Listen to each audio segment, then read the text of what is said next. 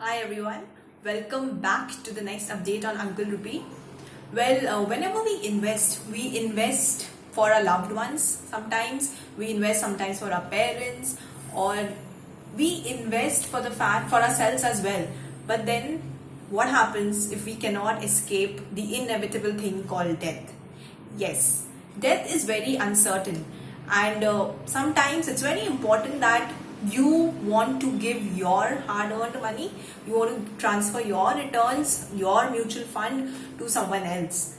And with this, we'll be discussing about how you can transfer your funds, your returns to your loved ones or whoever you wish to nominate the person. And the person who we nominate as someone who would be taking our returns or who will be getting the benefits of the funds or whatever money which we have invested in mutual funds, we call that person as a nominee. So whenever you transfer or whenever you fill your form of mutual fund, or whenever you go do it online, or whenever you fill it through someone, ensure firstly, the most important thing is that you should have a nominee. Before we start this video, I would request everyone to pay attention on this part, because we know that death is, as I said, is inevitable. It's very sudden and we don't know what can happen. So let's be a little more realistic about this part.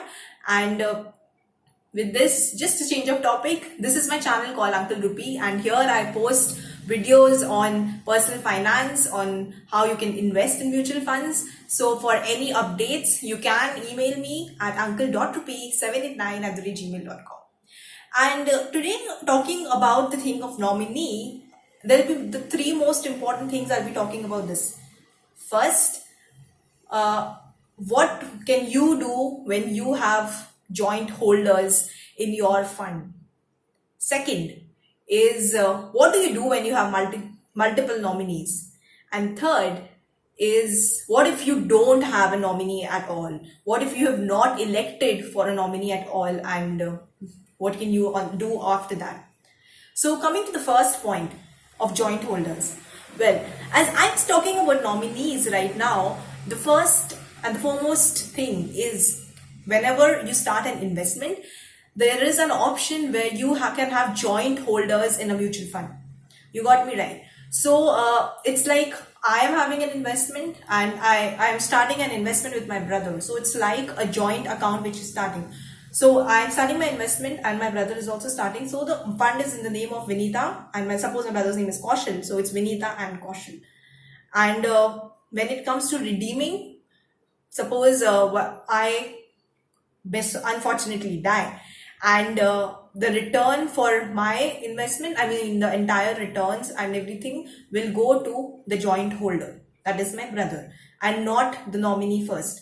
So suppose both the joint holders are not there, then the returns and the investments, the entire returns of the mutual fund, get transferred to the nominee. So that's how it works. So the first thing, when it comes as joint holders, so if for a fund there are joint holders for a fund, the returns first go to the joint holders, the existing or the surviving holders, and then when the joint holders are not there, it goes to the nominee. That's the first point. Second is the case of multiple nominees.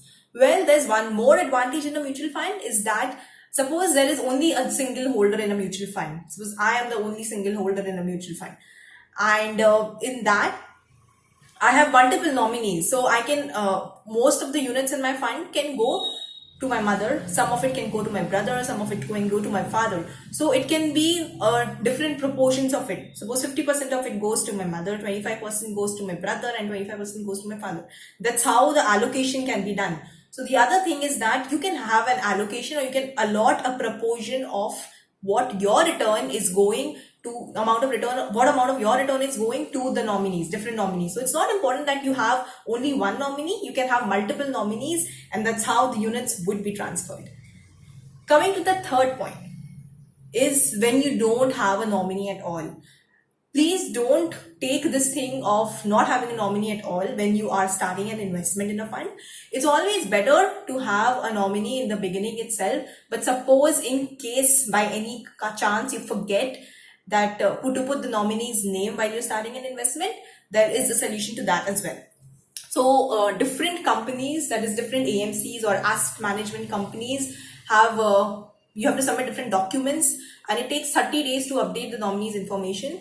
And in general cases, the returns mostly goes to the person, the basically the legal hire, or whoever has been nominated as someone as the hire of the deceased investor. Suppose anyone whose name is written in the will, that this person's returns will be going to the person, suppose his son or daughter, then that money gets automatically transferred to the person who, the suppose someone dies and he has made a will, so the investment goes to the person who he's made the will for. And to update the documents and all of it, it takes about 30 days, and it differs from different asset management company to and depends on which company the person has invested in.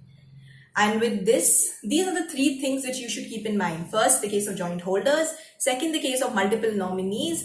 And third, when you don't have a nominee at all.